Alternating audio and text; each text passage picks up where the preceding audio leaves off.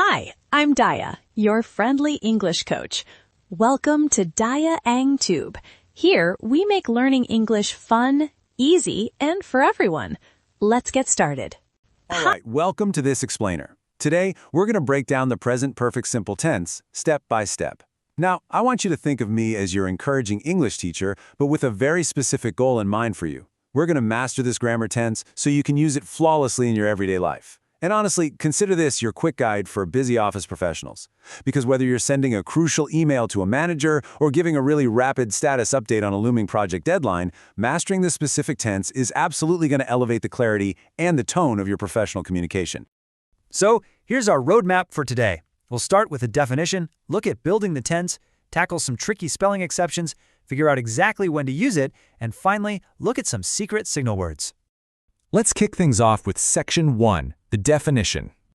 Okay, so the absolute crucial point here is that the present perfect simple expresses an action that's either still going on or just stopped recently, but, and this is the big but, it has a direct influence on the present. It puts all the emphasis on the result.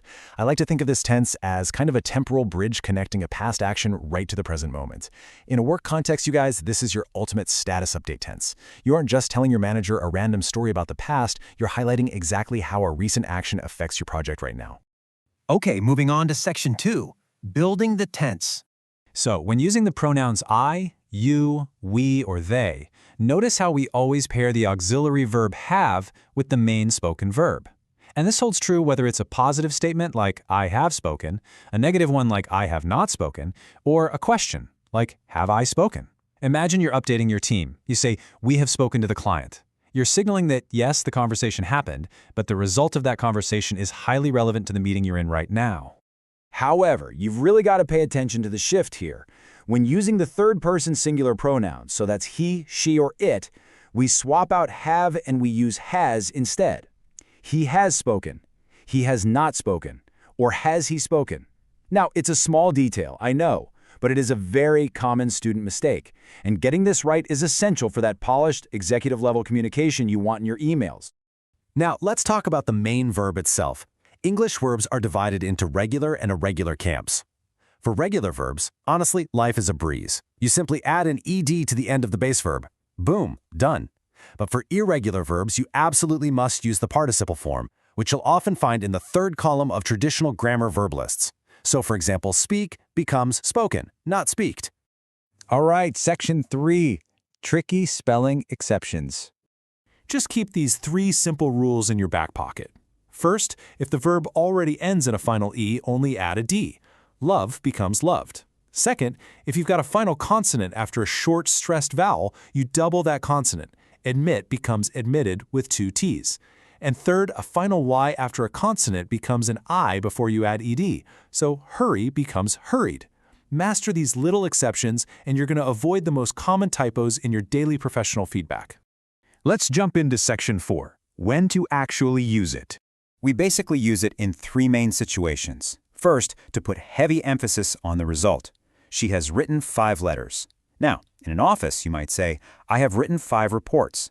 The past action of doing the writing is totally finished, but the result, having 5 completed reports physically sitting on your desk, is super relevant to your manager right now. Second, we use it for an action that's still going on, like school has not started yet, or the meeting has not started yet. And third, for an action that stopped very recently. She has cooked dinner, or in our world, she has finished the presentation. And this example brilliantly illustrates that connection between the past and the present. I have lost my key. This is the classic example of a finished action having a massive influence on your present moment. The actual losing of the key, yeah, that happened somewhere in the past. But why do we use the present perfect here? Because the result is, right now, you are currently locked out. If you say to your boss, I have lost the file, the clear implication is, and therefore, I do not have it for you right now. We also use this tense to map out our life experiences. We use it for an action that has taken place once, never, or several times, leading right up to the moment of speaking. Take the example, I have never been to Australia.